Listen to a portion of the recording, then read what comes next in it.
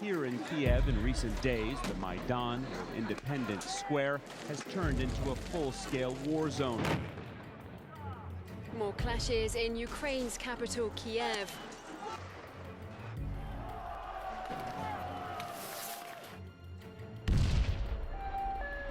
There is absolutely no doubt that snipers are working here. I've counted 10 bodies. Мы и сегодня не знаем, кто стрелял у людей. Это проблема. Now on the brink of a civil war. At least 70 dead so far, and the death toll rising.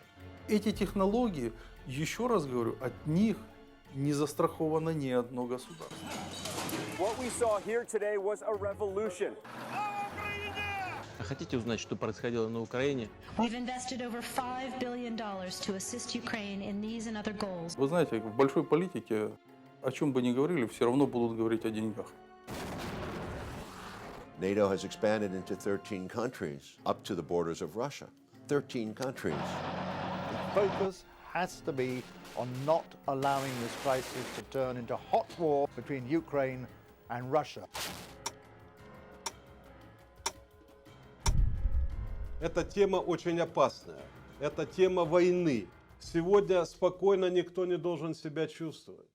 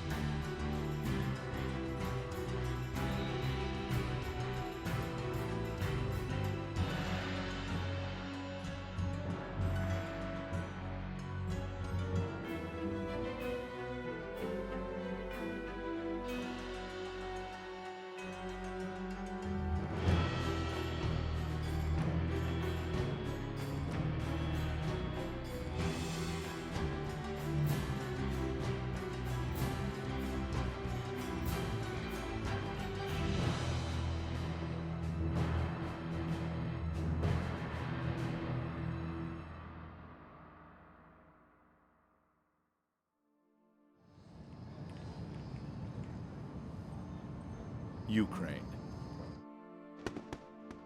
It's an ancient and proud land with a rich history filled with much beauty, heroism, and sacrifice. Ukraine is a borderland, a place where East meets West. This is the flag of Ukraine. The blue represents the sky, the gold its seemingly endless fields of wheat.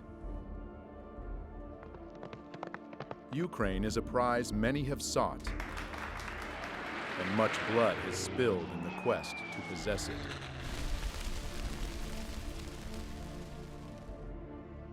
Ukraine has been the pathway for Western powers as they attempted to conquer the East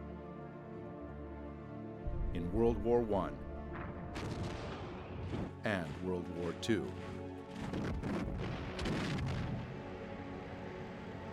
And every time, the Ukrainian people ended up paying the highest price for these grand games of power. History doesn't repeat, but it surely rhymes, said Mark Twain. If one looks closely at the history of Ukraine, one will notice many rhymes. Being surrounded by stronger powers, Ukraine has needed a lot of cunning to survive, and the art they truly mastered with time is the art of changing sides. In the middle of the 17th century, Ukrainian leader Bogdan Khmelnytsky broke a truce agreement made with Poland, siding with more powerful Russia.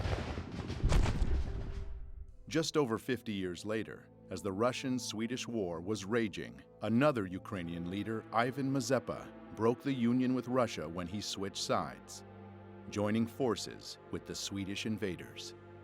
Many times, Ukrainian history was written by third parties. Seeking to keep the gains of a revolution at any cost, Russia agreed to the humiliating conditions of the Brest-Litovsk Treaty of 1918, which turned Ukraine into a German protectorate. Another historical document that changed the fate of Ukraine was the Molotov-Ribbentrop Pact of 1939. one of many such agreements being signed between European countries and rising Germany. Attempting to protect his nation from the approaching Nazi threat, Joseph Stalin negotiated a treaty of non-aggression with Adolf Hitler. While promising each other peace, the Soviet and German foreign ministers Molotov and Ribbentrop realigned the map of Eastern Europe, splitting it into German and Soviet spheres of influence. No sooner had the Molotov-Ribbentrop Pact been signed than Poland was split. And in September of 1939, Eastern Poland awoke to be Western Ukraine and a part of the family of Soviet republics and the USSR. But even this bold dividing of lands and nations only delayed the inevitable. Germany broke its promise to the USSR. On June 22, 1941, Germany invaded the USSR, launching Barbarossa, the largest military operation in world history.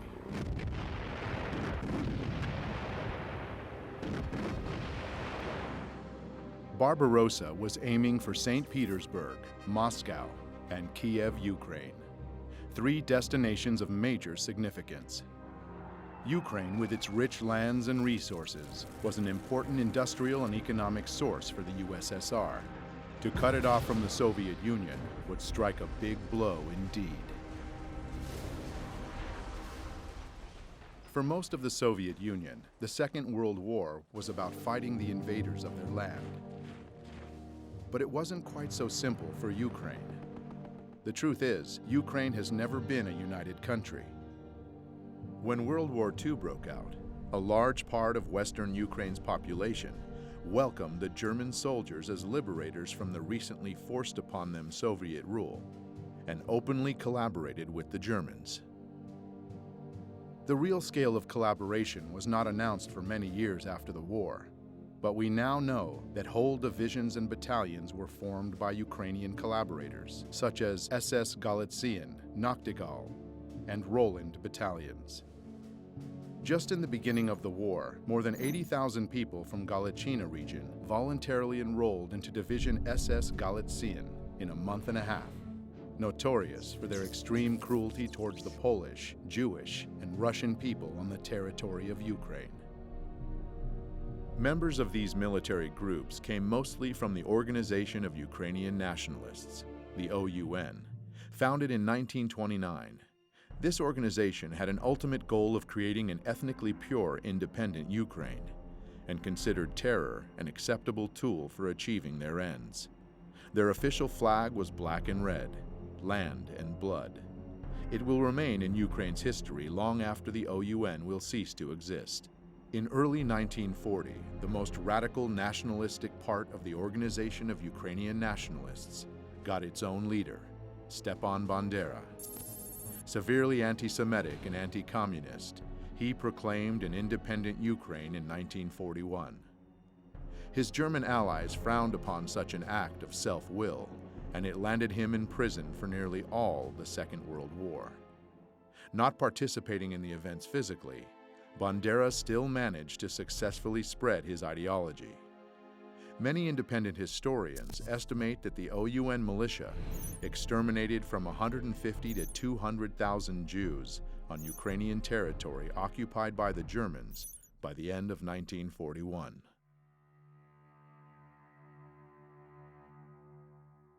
The most notorious and outrageous massacre took place September 29th and 30th, 1941, in Babi Yar, Kiev. All kikes of the city of Kiev and its vicinity must appear on Monday, September 29th by 8 o'clock in the morning.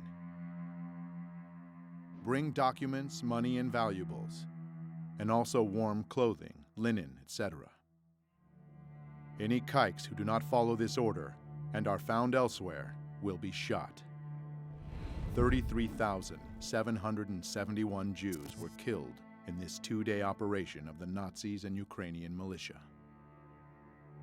Another outrageous massacre was carried out by the Ukrainian Insurgent Army and the Bandera faction of the Organization of Ukrainian Nationalists in German-occupied Polish Volhynia and eastern Galicia between 1943 and 1944.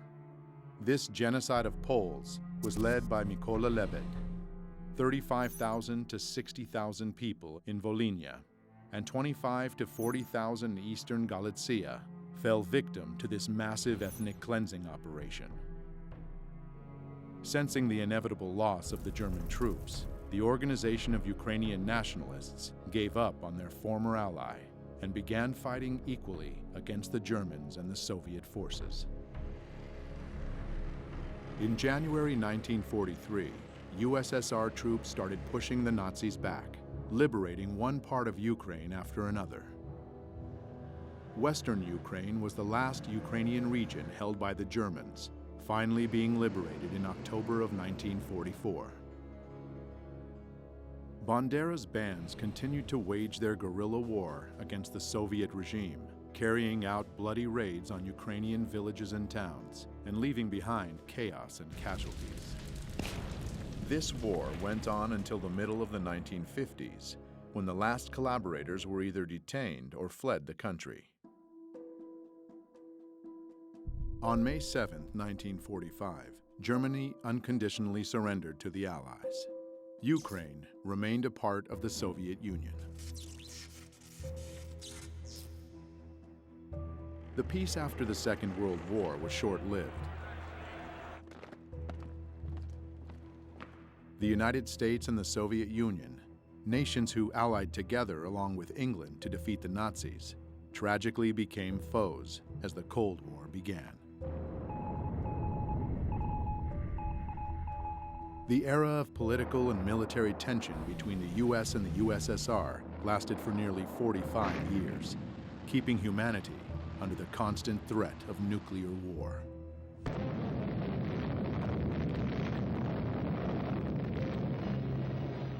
In this battle, the United States never lost sight of Ukraine's importance. U.S. intelligence kept a close eye on Ukrainian nationalist organizations as a possible source of counterintelligence against the Soviet Union. CIA documents that just recently have been declassified show strong ties between U.S. intelligence and Ukrainian nationalists since 1946.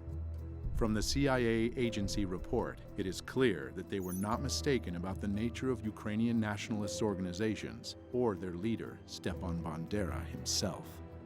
According to an OSS report of September 1945, Bandera had earned a fierce reputation for conducting a reign of terror during World War II. After the Second World War, Bandera and other Ukrainian Nazi leaders fled to Europe, where the CIA helped them hide. The CIA later informed the Immigration and Naturalization Service that it had concealed Stefan Bandera and other Ukrainians from the Soviets. The operations involving Ukrainians continued for many years. The Nuremberg trials of 1945 and 1946 brought the political, economic, and military leaders of fascist Germany to justice and revealed to the world the monstrous face of Nazism and the crimes they committed. But the Ukrainian Nazis were spared the same fate, and some were even granted indulgences by the CIA. By 1954, the agency excused the illegal activities of the OUN security branch in the name of Cold War necessity. In 1949, Mykola Lebed, the man responsible for the massacres in Volhynia, was moved to the United States, where he died in 1989 without ever being investigated or pursued as a war criminal. The CIA moved to protect Ukrainian nationalist leader Mykola Lebed from criminal investigation by the Immigration and Naturalization Service in 1952. Perhaps Bandera lost his use to the US, or maybe KGB agents outsmarted the CIA. But in 1959, Stepan Bandera, the leader of the Ukrainian nationalists, was killed in Munich, where he was hiding under the name of Stefan Popel. It would be fair to say that Bandera became a major symbol of Ukrainian nationalism by sheer chance, for he was neither its only leader nor its most powerful one. Dmytro Dontsov was the father of the far-right totalitarian doctrine in Ukraine. Andriy Melnik was the leader of another faction of the OUN. Roman Shuhevich was a general of the Ukrainian insurgent army, and others contributed greatly to the movement. Bandera's dangerous ideology, suppressed by the communist authorities but supported by external forces, never really died. The seeds of Ukrainian nationalism were passed from generation to generation. Unfortunately, it was just a matter of time before they would once again blossom. In 1954, Ukraine's territory was expanded even more when Nikita Khrushchev, the leader of the USSR and a Ukrainian himself, generously gave the Crimean region to Ukraine. Historians would argue about the legitimacy of this transfer for many years to come, and 60 years after Khrushchev's gift, dramatic new events would take place in Crimea. The eyes of the world are on Ukraine as the crisis in Crimea continues. Dozens of heavily armed men seized government buildings in Crimea. Should Ukraine just shrug its shoulders and say, okay, Crimea, it's lost? And the old arguments would heat up once again.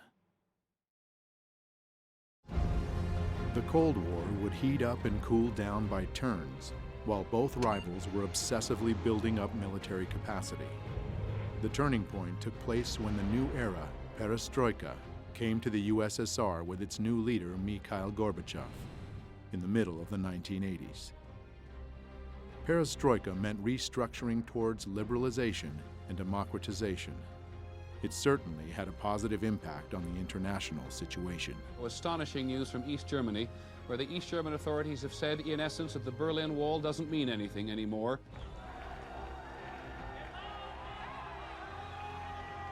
But inside the USSR, the weakening of Kremlin control had different consequences.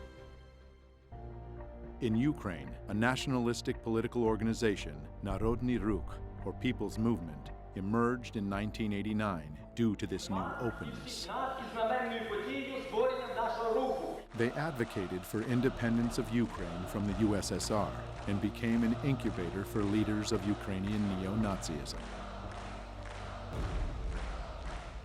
In 1991, one of them, Oleg Tyagnybok, founded Svoboda, an openly radical nationalist party preaching the good old principles of Bandera.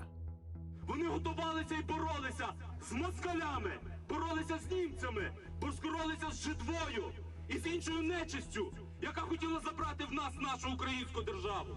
Purge Ukraine from the Jews and Russians, Ukraine for Ukrainians, and so on.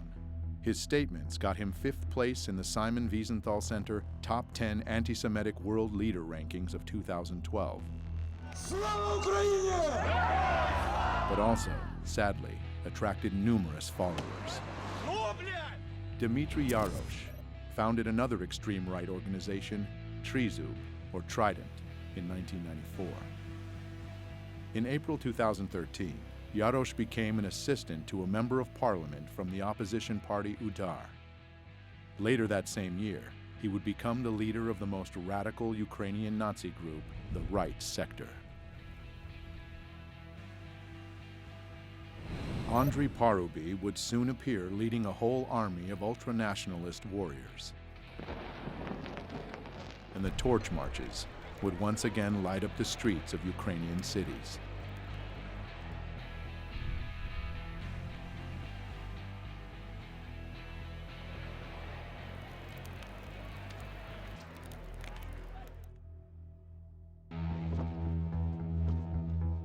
The world drastically changed in August 1991, when the USSR de facto ceased to exist and the global political map welcomed many newcomers, Ukraine one of them. In modern history, it was the first time Ukraine was truly independent and all on its own.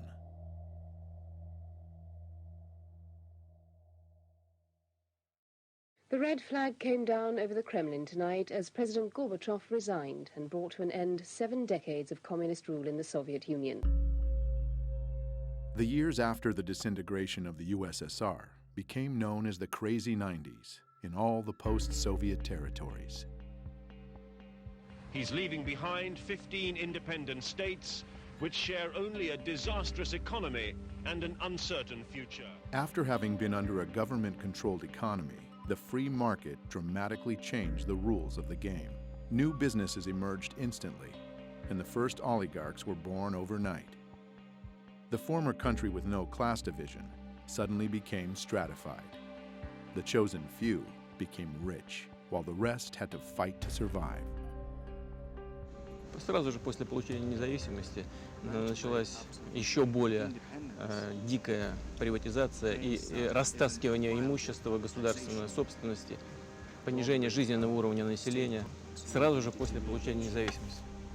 И причем какие бы власти не меняли друг друга, для жизни рядового гражданина ничего не меняло.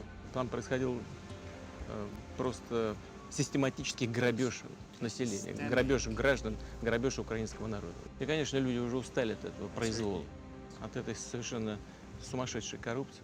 The people's growing discontent made Ukraine more vulnerable to outside forces, and a new kind of warfare was launched, one not known before, the color revolutions. Demonstrators clash with police, hundreds of thousands protesting the results of the election and calling for a new vote. Ukraine has had two color revolutions in its 24 years of independence. In 2004, crowds of people descended upon Kiev, marking the start of the Orange Revolution.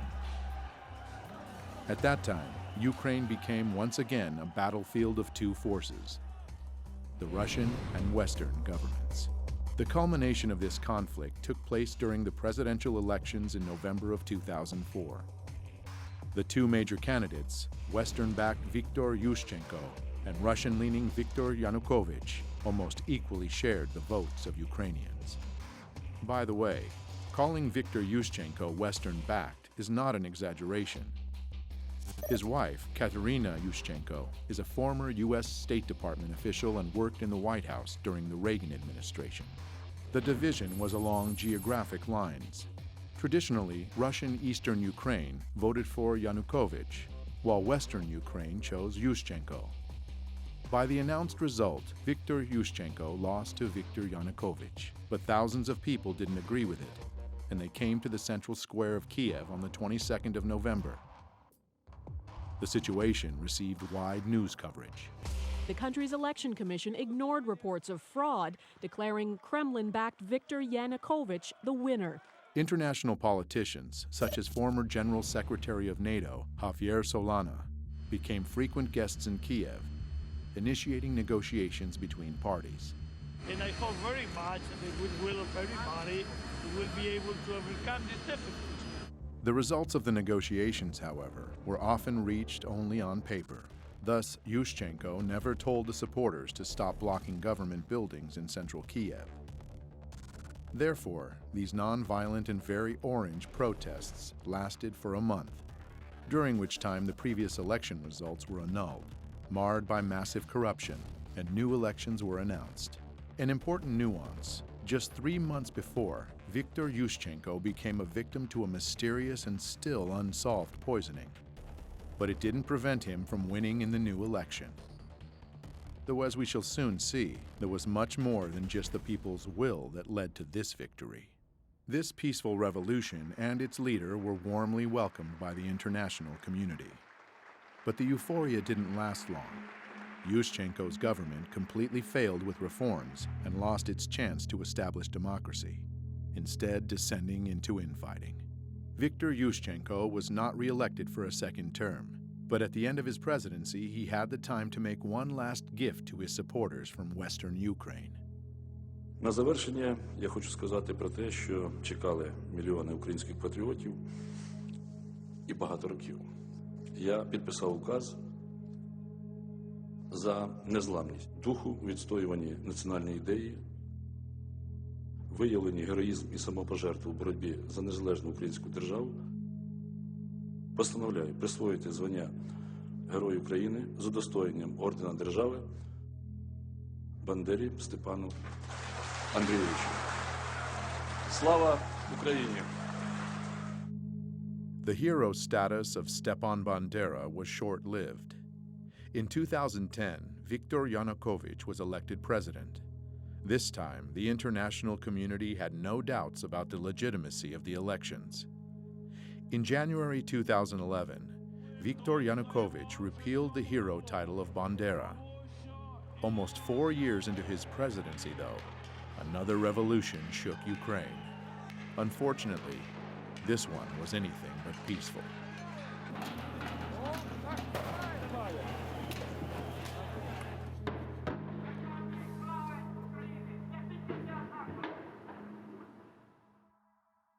Mr. Yanukovych, I'm an American. I'm an outsider to this situation, and it's very complicated. But I would like, as a filmmaker, just to jump into the action and go to those moments in November 2013. You're president of the Ukraine. You've been president for 3 years at this point. The country is in bad economic shape, very bad. You have a trade agreement with Russia, and now you're seeking to make a better agreement with the EU, with the European Union, and you are negotiating. Can you bring me to that moment and what you're thinking? Действительно, это был очень сложный период времени для Украины, и нам нужно было найти решение проблем в 2013 году. Поэтому у нас было два партнера. Прежде всего, мы рассчитывали на Международный валютный фонд. Но Международный валютный фонд на протяжении года, когда мы вели переговоры, нам предлагал неприемлемые для нас варианты решений. Значительное поднятие тарифов для населения, прежде всего на энергоносители и на газ, то есть значительный рост расходов населения, при том, что доходы оставались прежние. Мы на это не пошли. Мы предложили другие варианты решения вопросов. Мы получили официальный отказ Международного валютного фонда в ноябре 2013 года. Оставалась Россия. Россия нам сказала, что мы готовы с вами работать как партнеры, если вы учтете наши интересы.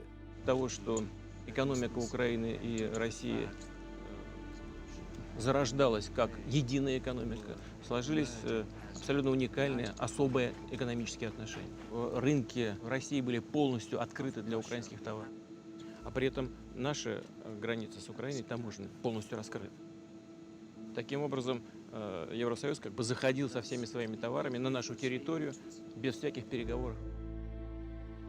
И когда мы начали считать балансы, мы увидели, что соглашение, которое подготовлено Европой для Украины, требует больших экономических расходов, компенсаций потерь, а Европа компенсаций не предлагает. При том, что российский рынок при этом для Украины частично сокращался или прокрывался.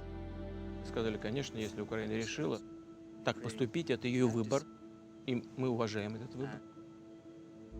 Но мы не должны этот выбор оплачивать.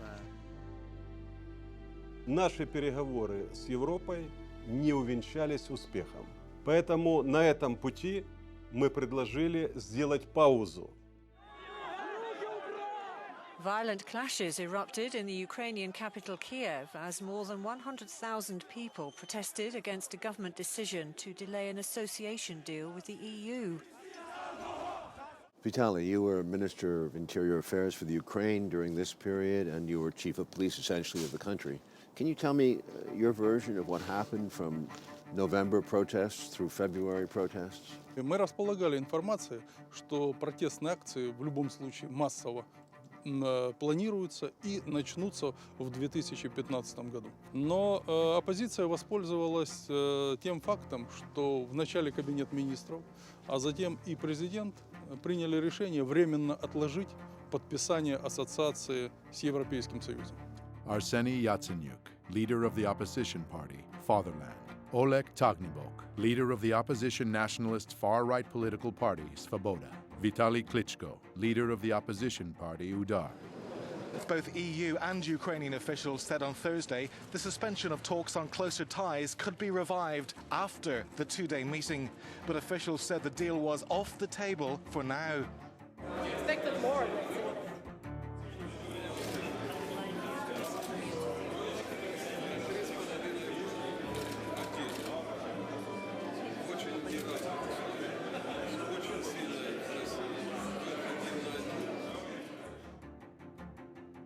Pro-EU protests on the streets of Kiev enter their second day. The crowd of around 1,000 protesters were joined by the leader of the opposition, the reigning world boxing champion Vitaly Klitschko. He called on the demonstrators to maintain pressure on the government after it decided not to sign a major trade deal with the EU. You go back to Kiev the next day after the meeting with Merkel, and protests are up, am I right? Can you take me through that period? Если у меня в самом начале было понимание того, что это мирные акции, и во время мирных акций можно вести диалог, и я к этому был готов.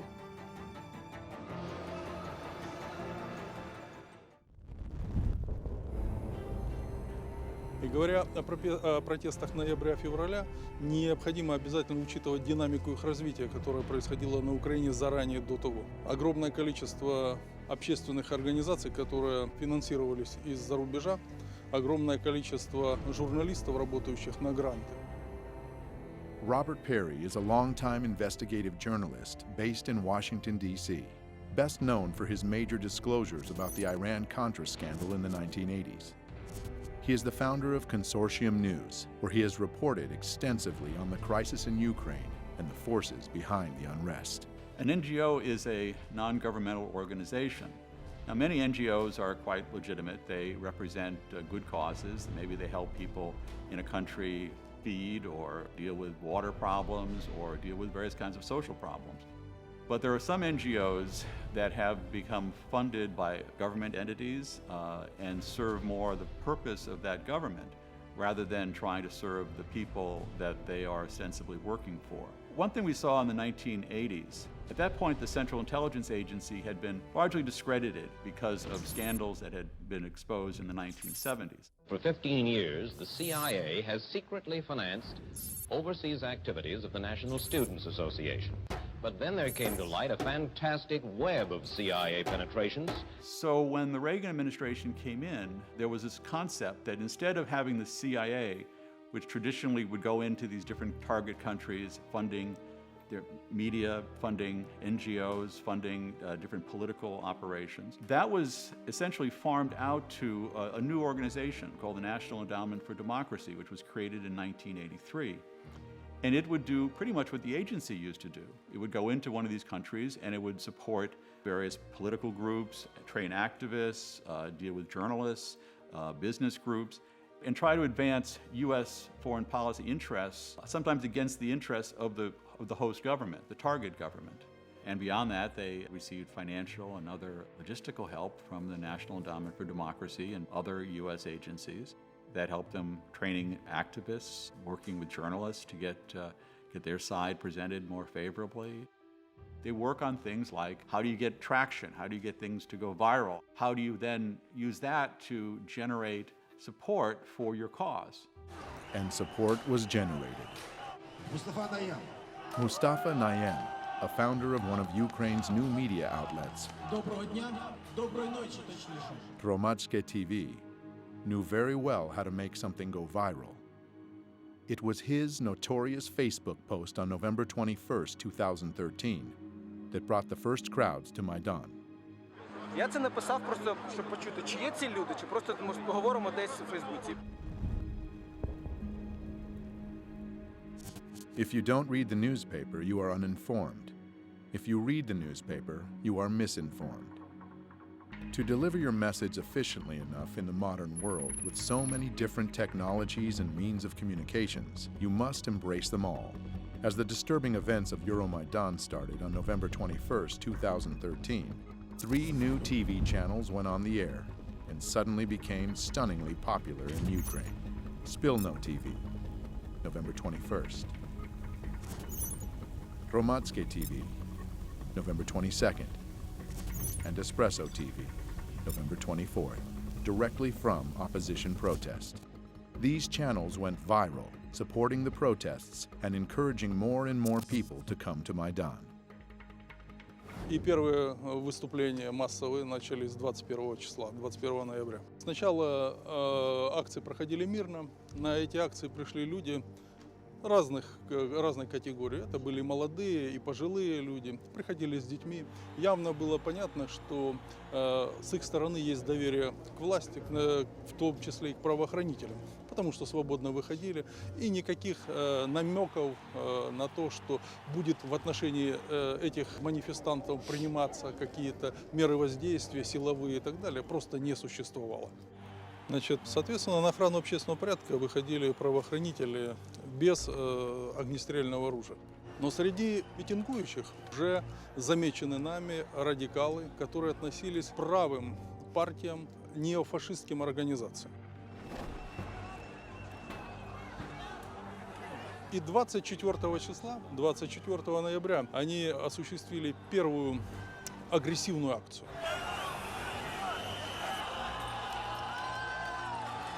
24 числа первое было нападение на кабинет министров и первое нападение на сотрудников правоохранителей, которые охраняли.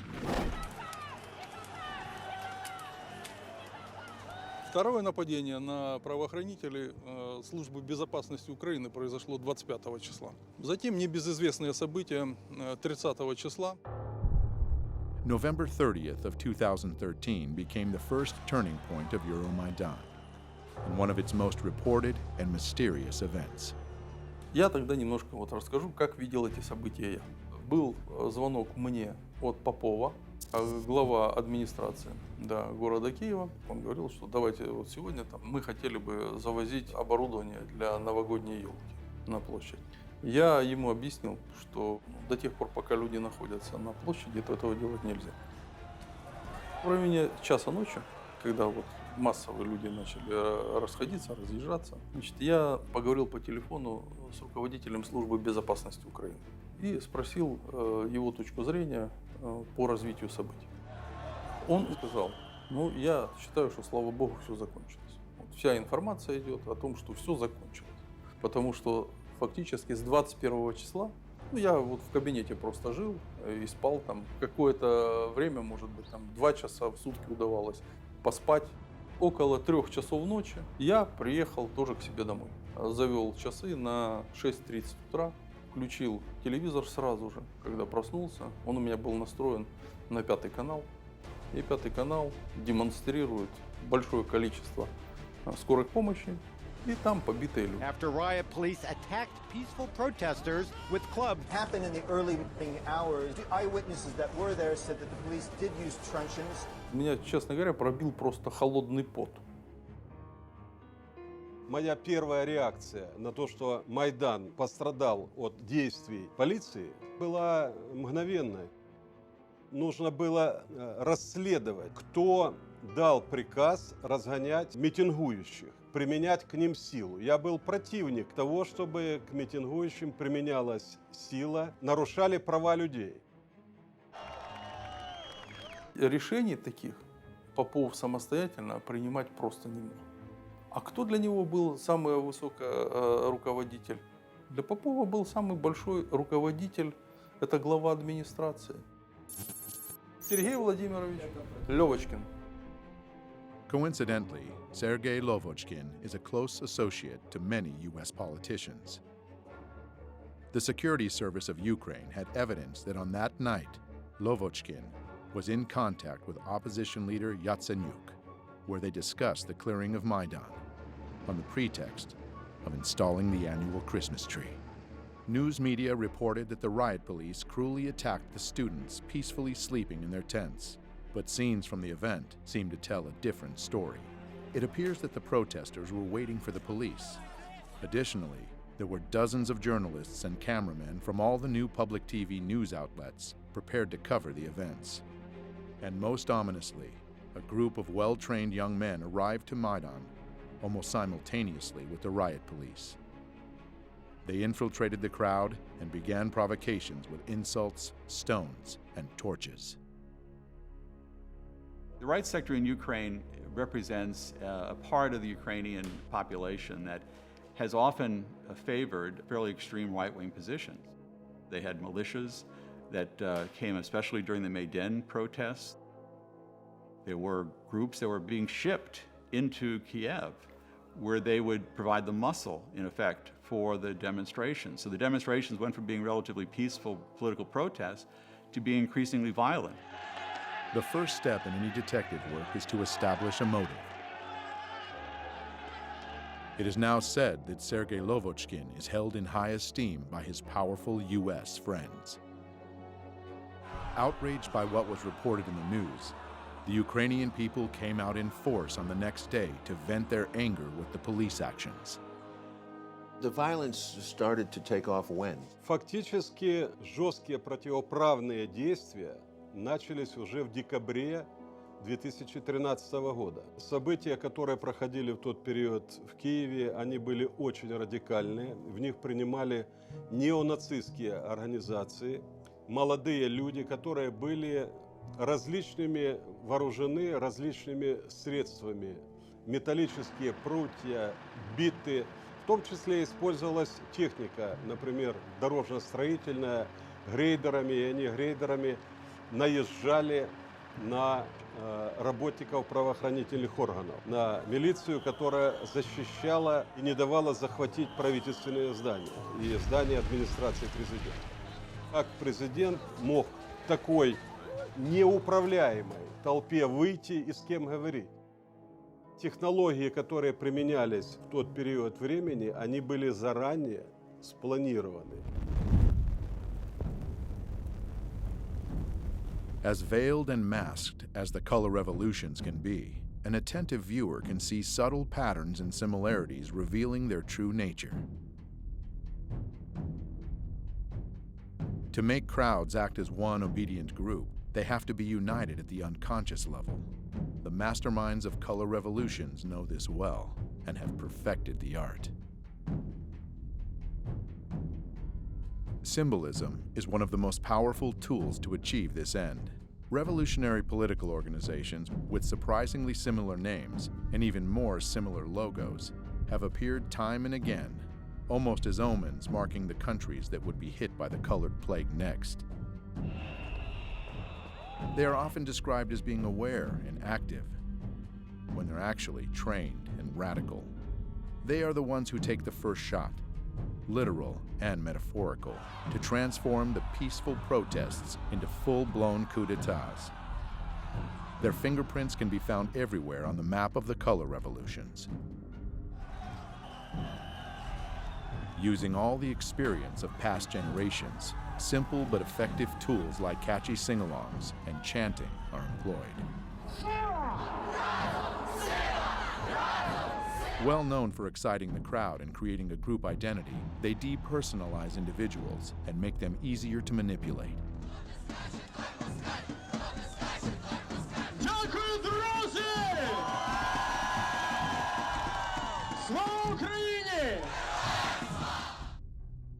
Конечно, без денег здесь не могло быть. Такое количество не государственных, различных общественных организаций, грантов, которое выделялось на Украину, это не есть секретом. Incidentally, one such organization, Hromadske TV, received generous donations from the Dutch and U.S. embassies, as well as from the Renaissance Foundation, an NGO founded by George Soros. I set up a foundation in Ukraine before Ukraine became independent of Russia. And the foundation has been functioning ever since. And it played an important part in events now. I like criticism, but it must be my way. Did you see any evidence of U.S. involvement? Did you feel their presence from the U.S.? Очень частыми гостями были представители Соединенных Штатов, конгрессмены, были госпожа Нуланд, приезжала очень часто, у нас были с ней дискуссии. Но после этих дискуссий она шла на Майдан и поддерживала протестующих. И обвиняла правоохранительные органы, применялась чрезмерно сила. На самом деле эти все месседжи мы видели на Майдане.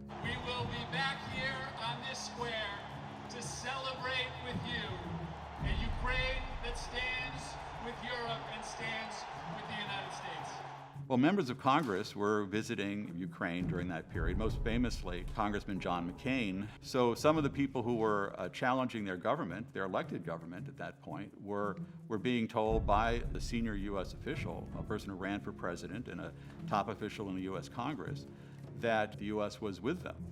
I'm Senator John McCain, and it's always a pleasure to be back in Ukraine.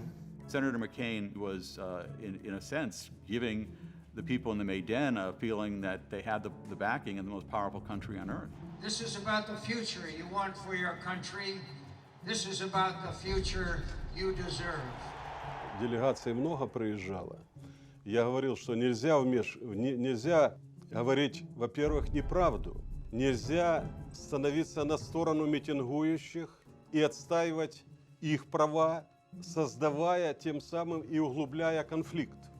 Когда митингующие захватывают правительственные здания и учреждения, скажите, допустимо ли это в любой другой стране, например, чтобы посол Украины пришел к митингующим в Фергюсоне и раздавал там пряники или пирожки и обвинял полицейских Соединенных Штатов Америки? Я считаю, что это недопустимо ни в одной европейской стране. А почему к Украине было такое отношение? Who was your highest level contact with the U.S. government in this period? Я постоянно имел контакт с господином Байденом, вице-президентом. У меня были частые с ним телефонные переговоры. Но дело в том, что господин Байден говорил одно, а в Украине делали другое. And the U.S. ambassador? Посол Соединенных Штатов в Украине постоянно принимал представителей Майдана у себя в посольстве.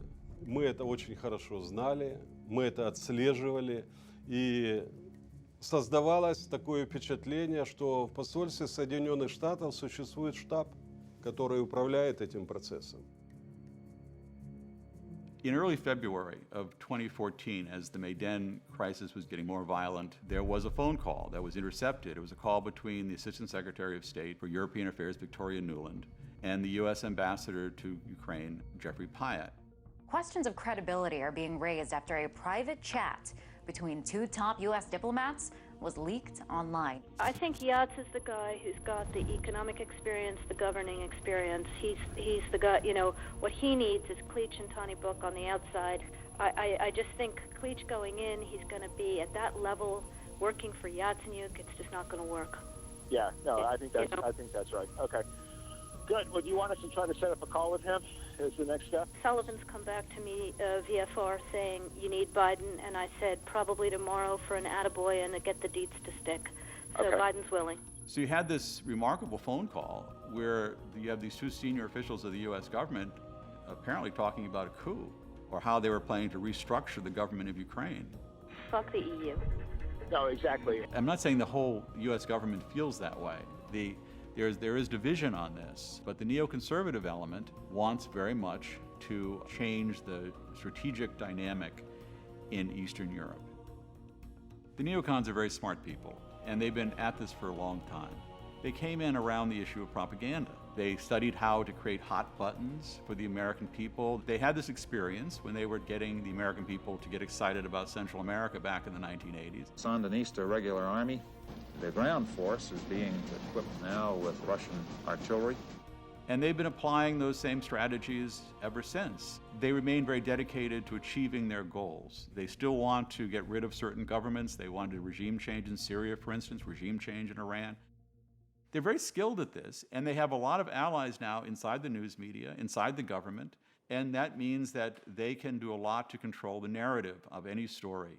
I think in America these days, we have somehow told ourselves that there are a lot of ways of dealing with these problems other than hard power. Vladimir Putin cares about hard power. The neoconservatives can now demonize a leader of a country. That sells with the American people. So you don't just sort of argue a policy, you attack the leader. So the neoconservatives became very skilled at picking out leaders, finding their ugly traits, and then highlighting them. Yanukovych, you might say, was a rather clunky political leader, but you make him into a devil. He's totally corrupt, and he's evil, and he wants to kill people in the Maidan, these wonderful white-hatted demonstrators. So you've got a black hat versus white hat. You keep repeating that basic scenario. And it works with the American people. We've got to realize what Vladimir Putin is. He's an old KGB colonel that wants to restore the Russian Empire. You make them into demons, and the American people find that the way they can understand the world. Once that happens, it's very difficult for a journalist or anyone else to say, you know, hold it, that guy, he's got more of a gray hat than a white hat or a black hat. And if you say that, you're a Yanukovych apologist or you're a Putin apologist, and then the attacks come on to the person saying it, the journalist, the academic, or whoever. Any good director will tell you that tempo and rhythm are the most essential components to hold an audience's attention. Сама технология, которая применялась Майданом, состояла в необходимости сакральных жертв. Это часть технологии. It can also be called a method of betrayal, when the allies and followers are relentlessly thrown into the revolutionary flame. The idea is simple. When the preparation work is done, the trigger just needs to be pulled to set the machine into full motion. The murder of politician Rafiq Hariri led to the Cedar Revolution. Looking back at the mysterious poisoning of Viktor Yushchenko right before the Orange Revolution of 2004, we see now that he became a sacred victim himself. Most political analysts believe the compassion of the Ukrainian people at that moment tilted the scales, giving him the presidency.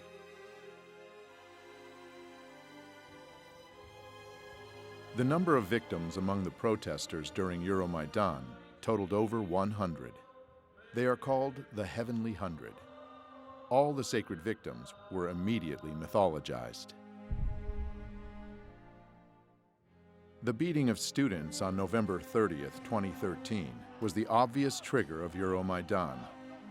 Those who sent trained provocateurs to the square very well realized that peaceful protesters were the ones who would get hurt the most.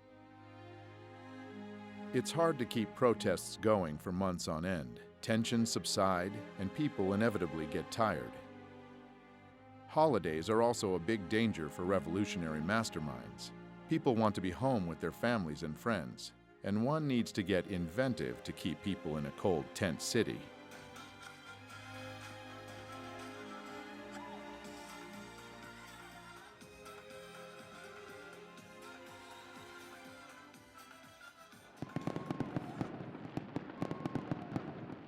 On Christmas Day of 2013, tabloid journalist and political wannabe Tatiana Chornovol was chosen to become the tool to whip the protests on Maidan back up.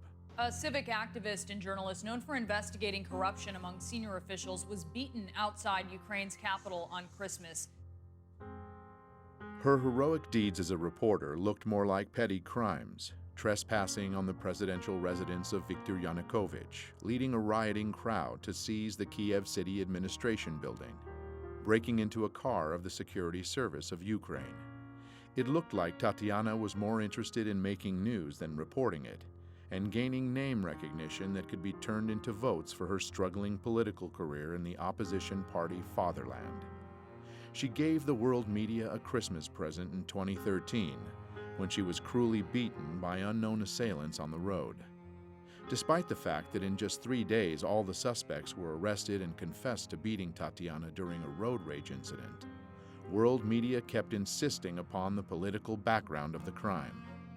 Instantaneously, Tatiana became a heroic martyr, uniting people around her image.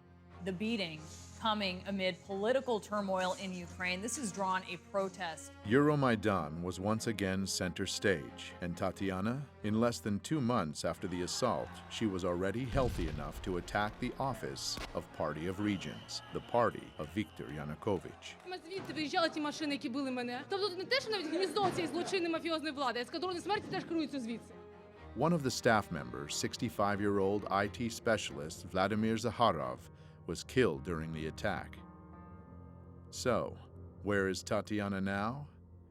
Well, she finally got her position of power in the new government. 1 month later, the time for another act in the play came. Armenian-Ukrainian protester Sergei Nigoyan was one of the first to arrive at Maidan. He wasn't radical or violent, but instead naive and full of hope. Watching Sergei read a patriotic poem is like watching a casting tape for the role of a sacred victim. Борітеся, поборете, вам Бог помагає. За вас правда, за вас слава і воля святая. Unfortunately, Sergei got the part. Betrayed by his brothers in arms, this video would eventually go viral after Sergei was killed early in the morning of January 22nd, 2014. The circumstances of his death remain unknown to this day. Even though the whole area of protests was heavily filmed at that time, there were no records or witnesses to help the investigation, and his body was moved immediately from the scene of the crime. Sergei became the first killed martyr of Euromaidan, and in a heartbeat, the police officers were appointed as his killers. Almost 2 years later, the official investigation would still deliver no results. Now, it is widely believed that Nigoyan's murder was staged by provocateurs to escalate the conflict.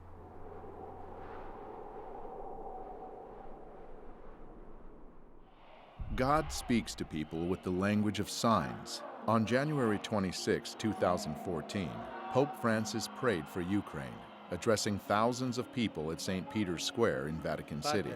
Et Filius et Spiritus Sanctus.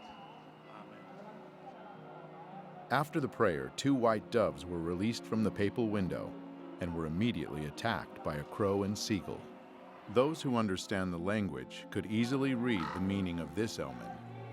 Soon, great forces, the seagull and the crow, would be tearing apart 2 Slavic nations, the white doves.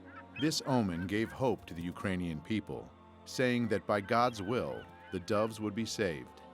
But it also predicted severe hardship and many victims. The events which could enter into the history of the color revolutions as the most massive human sacrifice yet arrived right on schedule, 1 month later.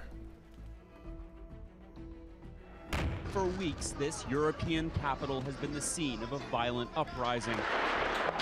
Today, the bloodiest day yet. The protesters are pushing up towards the government district, armed here with Molotov cocktails, but we saw handguns and shotguns too. There are casualties on both sides. Well, she's just said that there are 6 dead people up there, not just injured, dead. They said they've been hit by snipers. 20 февраля начали расстреливать сотрудников милиции. Я получил информацию, что начали стрелять снайперы, и есть жертвы с 2 сторон. Консерватория, откуда прозвучали первые выстрелы, это то, что было под контролем у сил Майдана. And here again, we meet our old acquaintance from Narodny Ruch, Andriy Parubi, who is at the peak of his glory as self-proclaimed commandant of Maidan, which basically means the leader of the radical opposition. Ми попередили їх про те, що Майдан може вдатись до більш активних дій, якщо в найближчі дні ми не побачимо виконання наших вимог. В том, чтобы посеять хаос, но Янукович точно не был заинтересован в том, чтобы хаос разрастался. The protesters were filmed leading a long line of riot police away. It's not clear where they were taking them. 67 officers are currently reported to be missing. 14 policemen dead and 43 wounded. Было погибших 20 человек и более 150 раненых огнестрельными ранениями. Тогда уже было понятно, 20-21 февраля, что начался вооруженный переворот. Earlier, from inside the protest camp, the opposition leader Vitaly Klitschko urged his supporters to stay put. Each of you here should stay strong in spirit, he said, because we're not going anywhere. Мы вели в этот период времени переговоры с оппозицией и очень часто договаривались. Но, как я позже понял, что это была игра. Та часть, которая оппозиции, которая не принимала участие в переговорах, радикальная часть. Она не обращала внимания и никого не слушала. Они выполняли свою работу. Like in 2004 during the Orange Revolution, international leaders felt it necessary to intervene and bring both sides to the negotiating table. Приехали 3 министра иностранных дел европейских стран в Киев.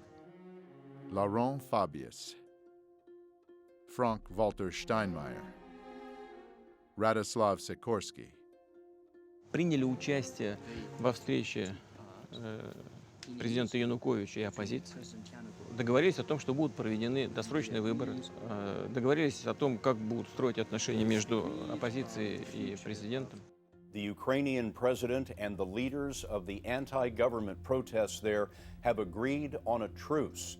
The truce was to give talks between President Yanukovych and the opposition a chance. Just like in 2004, the opposition, or at least its radical faction, the right sector, headed by Dmitry Yarosh, had no intention on fulfilling its part of the bargain. Ті домовленості, які досягнуті, не відповідають нашим з вами прагненням. Правий сектор не складе зброї. Правий сектор не зніме блокаду жодної з державних установ, поки не буде виконана найголовніша наша вимога – відставка Януковича. Я подписал такой протокол, но немного позже я понял, что какой бы протокол мы ни подписали, сценарий захвата власти и государственного переворота, он был запланирован и он был неизбежен. То есть фактически это не зависело от наших действий. The opposition leaders left saying they may have found a way to end the bloodshed, but they wanted to take the conclusions from their meeting to the people. It was soon apparent that the people were not happy. И на следующий день господин Янукович уехал во второй по величине город страны, в город Харьков. Как только он уехал, захватили и его резиденцию, резиденцию администрации, и правительство с помощью оружия. Как это называется? Дело в том, что я вылетел туда вертолетом. Машины, которые меня должны были сопровождать, выехали самостоятельно, но этого никто не знал. Ехали президентские машины, и по этой колонне президентских машин был открыт огонь. Также была информация у нашей разведки, что были специальные наемники, которым была поставлена задача не захватывать президента, а расстрелять.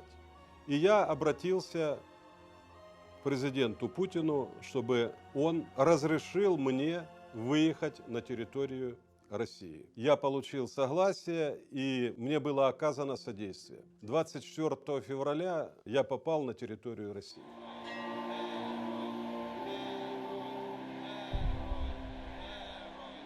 At the same time, Kiev was saying its last goodbyes to the victims of the massacre.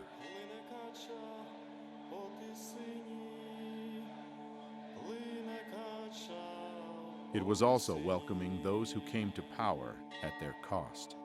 Ukraine's parliament has voted for the new Speaker of the Assembly to become interim president. Alexander Turchinov called on lawmakers to form an interim government by Tuesday.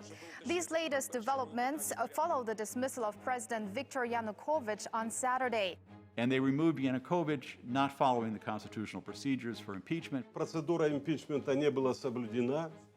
Для этого должен был быть привлечен Конституционный суд, Верховный суд. Этого не сделали. И голосовать в парламенте должны были 3/4 депутатов. The parliament of Ukraine consists of 450 deputies. The constitution of Ukraine requires at least a 3/4 majority to vote. In other words, 338 votes in favor of the impeachment, but only 328 deputies voted yes. 3/4 не проголосовали. The U.S. State Department almost immediately said this was a legitimate government, and that was part of this effort to get regime change. Instead of trying to find some way to revive the February 21st agreement, where maybe you could bring back Yanukovych in some titular way, that became not a possibility anymore. Then you had eastern Ukraine resisting, you had Crimea wanting to break away, and things rapidly escalated. Voters will decide Sunday whether they'll leave Ukraine and join Russia. The campaign with the slogan "Together with Russia" has the backing of Moscow. The Crimea situation, the referendum, is also happening during this period very quickly. Крымский референдум инициировали жители Крыма. Это была их реакция на попытки представителей Майдана устроить такой Майдан в Крыму. Это не секрет, что население Крыма всегда было пророссийски настроенным.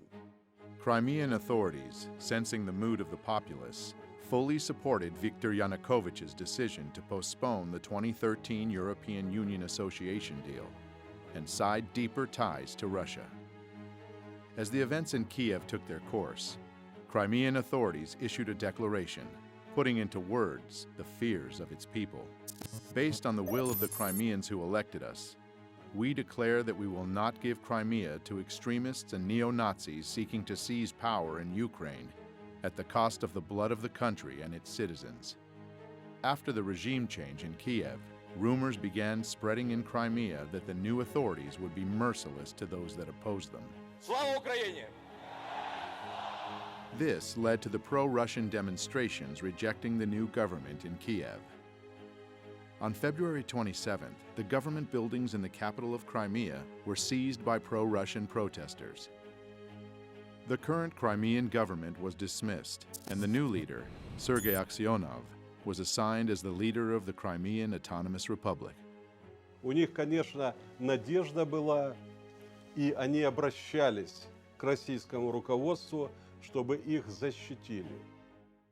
On March 16th, the Crimean referendum was held, and the people voted to leave Ukraine and enter the Russian Federation.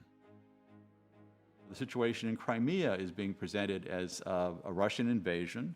And again, nobody who looks at this seriously and looks at the poll numbers, some of the poll numbers done by the US government agencies themselves, showing that the people of Crimea preferred being part of Russia. In the US news media, it has all been presented as the Russians invaded, they then staged a sham election, with people with guns at their backs. Somehow they faked the ballot boxes to get 96% approval for rejoining Russia. The idea of a referendum in Crimea is just quite simply unconstitutional. It does raise questions on whether this vote really is free and fair, especially given the heavy military presence in Crimea right now, Errol. So that's how it's been sold to the American people. The reality is very different. The atmosphere here certainly is electric. Thousands of people who've gathered in the capital Crimean city of Simferopol. All of this following a referendum held last Sunday in which the majority of people here overwhelmingly voted in support of being reunited with Russia. Я бы хотел спросить, что такое демократия? Демократия – это политика, основанная на воле народа. Как выясняется воля народа? В современном мире с помощью голосования. Люди пришли свыше 90%, и свыше 90% проголосовали за присоединение к России. Нужно уважать выбор людей.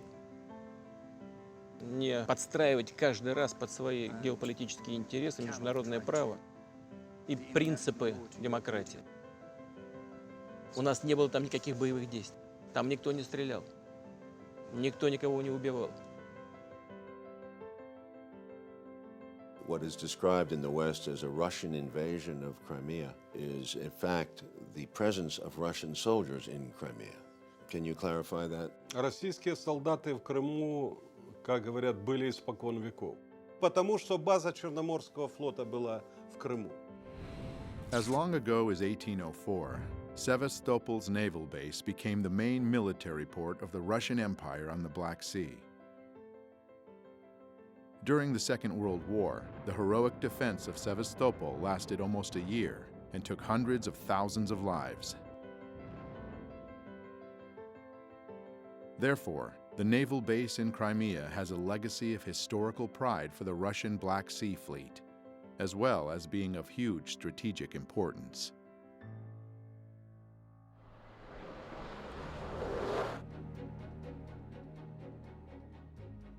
Those of us alive back then remember when there were Soviet missiles put into Cuba, how frightened Americans were and how angry, and how we almost went to a nuclear confrontation over having weapons of that kind of destruction placed that close to the United States. If the United States considers Cuba to be in its backyard, then Crimea lays at Russia's doorstep. The consequences of a U.S. seizure of the base or a NATO base? Очень тяжелые. Потому что сама по себе база ничего не значит. Но вот чтобы я хотел отметить один нюанс. Почему мы так остро реагируем на расширение НАТО? Нас беспокоит практика принятия решений. Я знаю, как принимаются. Когда страна становится членом НАТО, ей уже очень трудно сопротивляться давлению со стороны такой крупной страны, лидера НАТО, как США. И там легко может появиться все, что угодно. Система противоракетной обороны, и новые базы, и, если потребуется, и новые ударные комплексы. А нам что делать? Мы должны в этой связи предпринимать контрмеры, то есть ставить под удар наших ракетных систем те объекты, которые, по нашему мнению, начинают нам угрожать. Ситуация напрягает. If we are attacked, we would certainly respond. Знаете, мне кажется, я не всегда понимаю логику наших партнеров. Иногда сталось впечатление, что нужно держать в повиновении и наладить дисциплину в своем собственном западном, так называемом, атлантическом лагере. Для этого нужен внешний враг. При всех опасениях Иран на это не очень тянет. I am concerned about the expansion of NATO. NATO has expanded into 13 countries, up to the borders of Russia. 13 countries. Эта тема очень опасная. Это тема войны. Вообще, война между Россией и Соединенными Штатами вообще это безумие.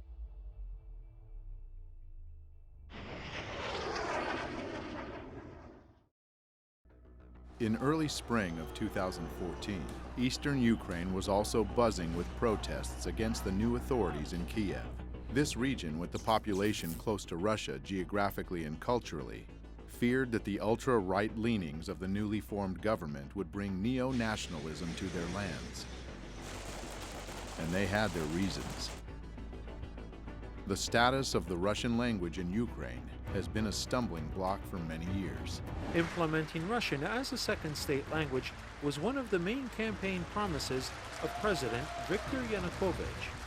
In 2012, the Yanukovych government passed a law making it the second official language in the southern and eastern parts of Ukraine, the areas where the Russian-speaking population makes up a majority. Ukrainian nationalist groups initiated massive protests opposing the law. An observing viewer might see some familiar faces there.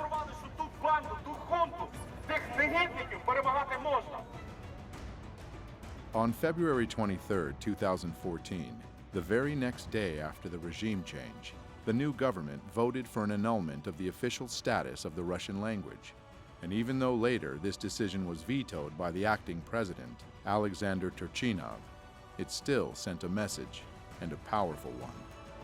This alarmed the Russian-speaking cities of eastern Ukraine, and people took to the streets to show their disagreement. In response, pro-Maidan groups conducted their own demonstrations. When the two parties would meet, it was always tense, and eventually it led to tragedy. One person died and over 50 people were wounded in clashes during a pro-Russian march protesting the new government in Kiev. On April 6th, the Crimean scenario began repeating in eastern Ukraine, where protesters seized government buildings. And the next day, April 7th, they proclaimed Donetsk People's Republic. Kiev replied by announcing the beginning of an anti-terrorist operation in eastern Ukraine. By that time, the international media was screaming about a Russian invasion in Ukraine.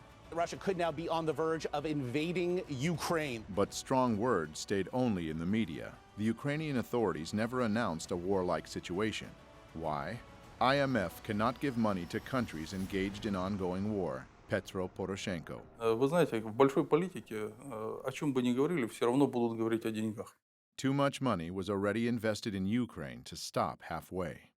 We've invested over $5 billion to assist Ukraine in these and other goals that will ensure a secure and prosperous and democratic Ukraine. На развитие какой демократии тратились эти деньги? Как называли установление демократического режима? Я думаю, что это вот как раз тот режим, который сейчас насаждается на Донбассе. Obviously, the funds had to keep coming, and the conflict had to keep going, getting more and more bloody and deadly. Мы завалили все вместе. As parties from both sides were using more sophisticated and lethal weapons. Господин Турчинов, который фактически начал войну, он несет огромную ответственность за это. Он начал войну против собственного народа. Он послал войска в Донбасс. Они сделали то, чего не делал я. И они начали кровопролитие.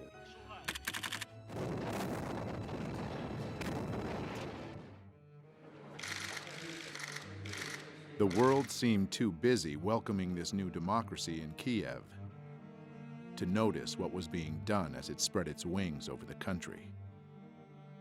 Many in southern Ukraine had been viewing the revolution with concern.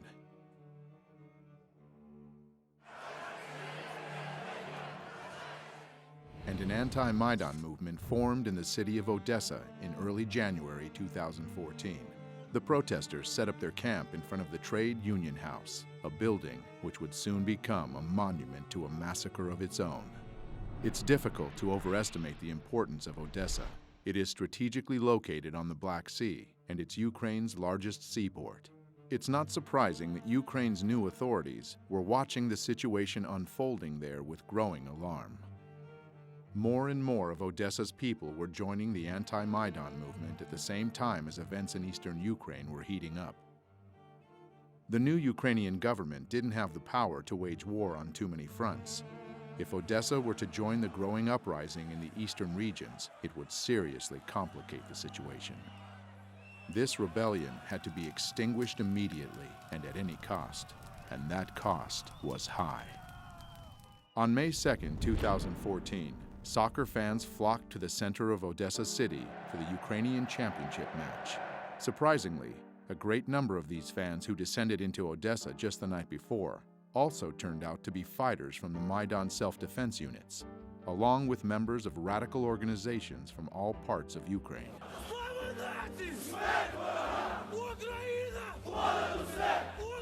These fans, masked, armed, and shouting nationalist mottos, began disturbances in the center of the city as they marched to the anti-Maidan tent encampment, where they attacked. The anti-Maidan protesters sought shelter in the Trade Union House, but it was a trap. Maidan supporters started throwing Molotov cocktails into the building until it was engulfed in flames. People burned to death inside, or, trying to escape, jumped from the windows. Although a fire station was less than a mile away, it took almost half an hour for firefighters to arrive. When they finally did, the damage had been done.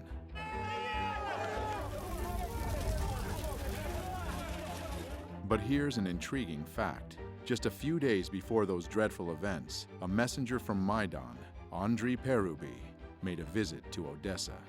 It's an interesting coincidence that some of the people he met with in Odessa were seen at the scene that fateful day.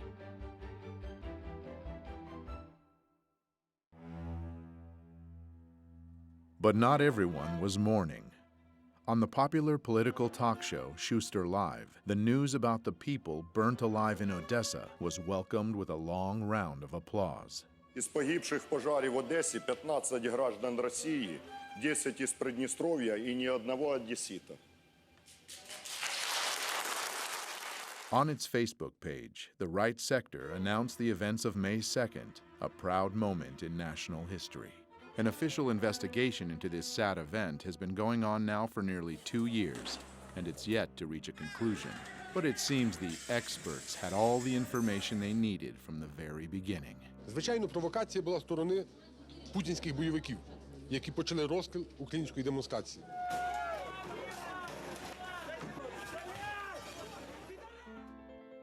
It looks like Odessa really is a very important piece of real estate, as it was honored with a very special new governor appointed on May 30th of 2015. Mikhail Saakashvili, an old friend of the United States and born and raised in Ukraine's neighboring country, Georgia.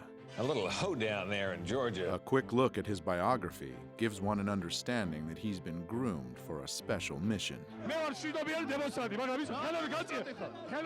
Mr. Saakashvili received a U.S. State Department scholarship, and he worked for a New York law firm which represented the organization Kamara, a group that appeared earlier when we learned about the color revolutions.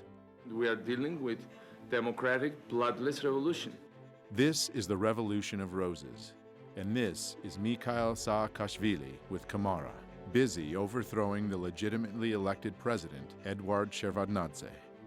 Remove the government by peaceful means. That's classics, you know, you're really European. Soon after the Rose Revolution blossomed fully, Georgia announced its intentions to join NATO and plant fresh NATO military bases in the fertile soil right on Russia's border. Never ever we will give our freedom and independence. Never ever will give any piece of our territory. Saakashvili's mission was accomplished, at least with his friends in NATO. The Georgian populace wasn't quite as happy, though. In 2007, they took to the streets to voice discontent, and Mr. Saakashvili responded with force. The people's discontent grew.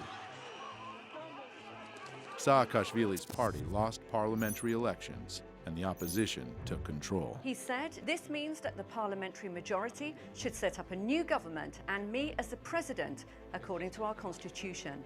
Mikhail decided not to wait for the results of the president's election and fled the country in October 2013. In 2014, Saakashvili refused summons to appear in court as a witness in several criminal cases. Later that same year, he was accused of misuse of power and embezzlement. Saakashvili wound up in the U.S., and soon his friends in Washington found him a new assignment. Mikhail actively supported Maidan, and very soon was rewarded with a high position in the new Ukrainian government. First as the president's counselor, and then as the governor of Odessa. The day before taking this position, he renounced his citizenship to Georgia, the country of his birth, and became a Ukrainian citizen. Я навсегда останусь гордым гражданином моей гордой родины. Гордым гражданином моей гордой родины. As they say, the battle is worth the blood, both literally and figuratively. Я прекрасно знаю реальную цену реформ господина Саакашвили. Я прекрасно знаю то, что он на Украине на самом деле является частью проекта, который нужно осуществить Украине определенным силам. Jeffrey Payet, the U.S. ambassador to Ukraine, paid a visit to Saakashvili just a month after he took office in Odessa. That as long as the Oblast administration is delivering results on Ukraine, you are going to see a steady flow of embassy and Washington visitors coming here. The meeting was fruitful, and Jeffrey generous. No matter how well Saakashvili's job goes, it looks like he shouldn't be worried about his own finances. On his Facebook page, he posted an official document showing that the new governor of Odessa gets a pretty penny from Washington, almost $200,000 a year. For comparison, the governor of Maine gets $70,000 a year. So if Odessa became a new U.S. state, it would be at the top of the list. Mr. Saakashvili should feel right at home in his newly adopted country. He is best of friends with fellow color revolutionary leader Viktor Yushchenko, who's the godfather of his son. Губернатором Одесской области назначен бывший президент Саакашвили. Это просто плевок, оскорбление одесситам, да и всему украинскому народу. И ему не дали даже рабочую визу в США. Университеты, в которых его пытались трудоустроить, не захотели его брать на постоянную работу. Значит, а исполнять обязанности губернатора Одессы он может. А что, нет порядочных, профессиональных и способных выполнять такую работу украинцев?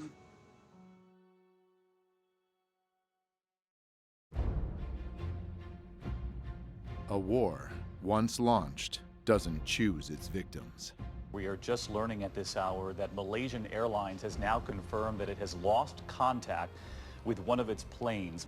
The plane was indeed shot down by a missile while flying at a high altitude over eastern Ukraine near the Russian border. 298 revised number of souls on board, all feared dead. It was a murder. It was a crime. There's been this odd nonchalance about pursuing the answers. There was a report, a very limited report, put out a few months after the event. But since then, they said the next report will be on the first anniversary of the event. But you deal with a criminal investigation before it becomes a cold case. So there's been this curious element of why is there not greater pressure from both the media and the Western governments to answer these questions. But even without any answers, the fingers were pointed immediately. That's not an accident. That is happening because of Russian support. Evidence indicates that the plane was shot down by a surface-to-air missile that was launched from an area that is controlled by Russian-backed separatists inside of Ukraine. И, безусловно, государство, на территории которого это произошло, несет ответственность за эту страшную трагедию.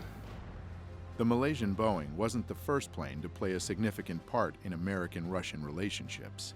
On September 1st, 1983, Korean Airlines Flight 007 from New York to Seoul via Anchorage was shot down by a Soviet interceptor aircraft over the territory of the USSR in the Sea of Japan.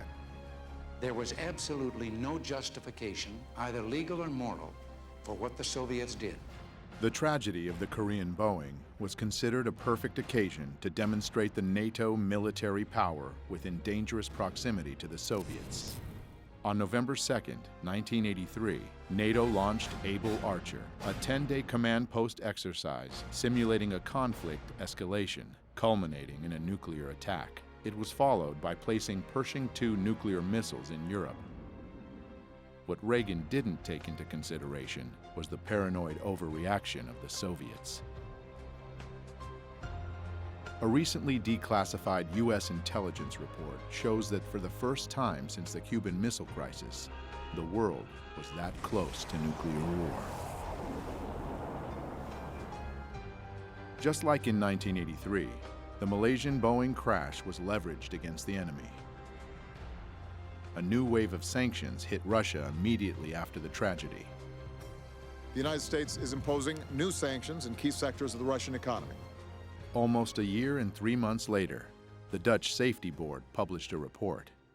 Ladies and gentlemen, flight MH17 crashed because of a 9N314M warhead detonated outside the aeroplane above the left side of the cockpit. The report didn't blame any specific group or person and estimated a very wide area of 320 kilometers as a zone from which the missile was fired. At the same time, the Russian producer of Buk missiles, Almaz-Antey, conducted its own independent investigation. Результаты эксперимента полностью опровергли выводы голландской комиссии о типе ракеты и месте запуска. During the experiment, they blew up a retired airliner with a Buk missile and came to the conclusion that the Malaysian plane was brought down by the older type of missiles, not used by Russia anymore, but still in the possession of Ukraine. The company claims that the missile was launched from the territory controlled by the Ukrainian military. One would expect that these controversial results would again stir up public interest in the investigation, but the tragedy of Malaysian flight MH17 had already played its role in the big geopolitical game. Therefore, it was soon forgotten. The goal was achieved. After the third wave of sanctions hit Russia, the tensions between the two countries skyrocketed. So the question presents itself: are we truly witnessing the beginning of Cold War 2.0? And if so, what are our chances to survive at this time?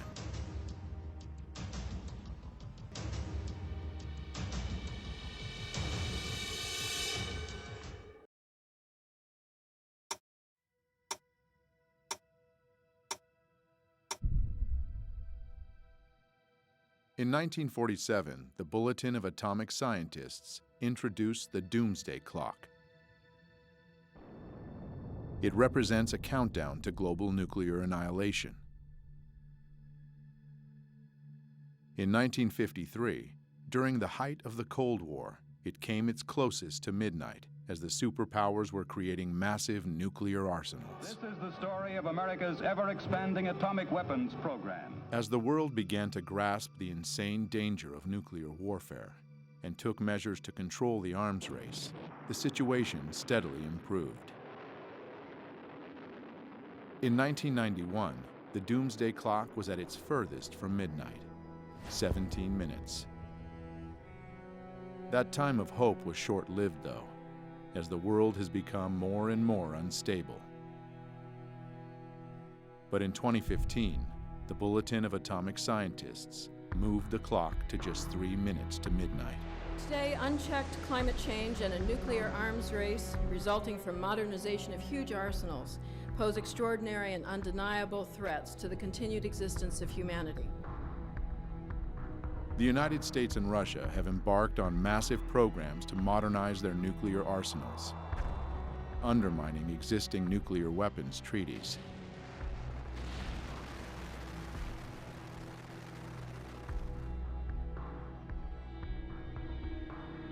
The clock ticks now at just 3 minutes to midnight because international leaders are failing to perform their most important duty, ensuring and preserving the health and vitality of human civilization.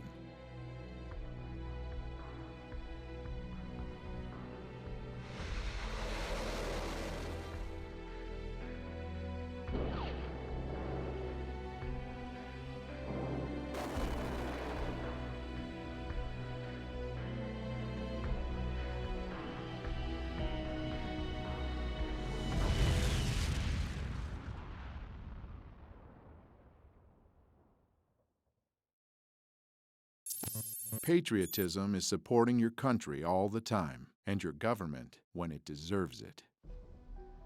The role of an American journalist, in my view, is to inform the American people as best you can what you're able to find out, and to not be afraid of the kind of attacks that come with that. The vast majority of those who participated on the Maidan were peaceful protesters.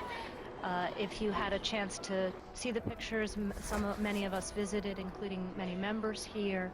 There were mothers and grandmothers and veterans. Let me note that I have However, before you go on, the question is, were there neo-Nazi groups involved in that?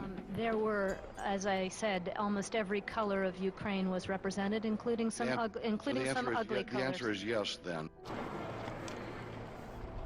And that's the patriotic role, I think, of a journalist in a democracy, is to provide the public with as much information so they can operate and they can fulfill their responsibilities as citizens in directing their government to do what they want and to be at least informed about what is happening.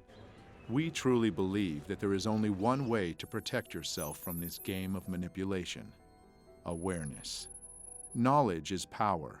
The ability to recognize the red flags in time might save another country, perhaps your own, from being dragged into tomorrow's chaos and mayhem. This relates to each and every one of us because war today comes not only with tanks and bombs, it comes with manipulative mass media, with journalism that lies, that hides, and twists facts, one that is focused on making news rather than reporting it.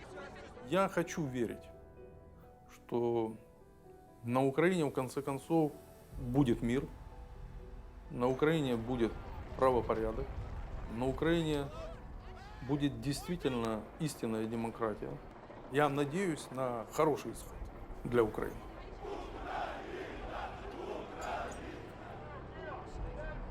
Но я молю Бога, чтобы люди в Украине объединились, чтобы не было той ненависти, которая сейчас есть и существует. Очень хочу, чтобы в Украине был мир. Мы понимаем, что мир изменился. Невозможно все держать в замороженном состоянии времен Холодной войны. Нужно смотреть в будущее.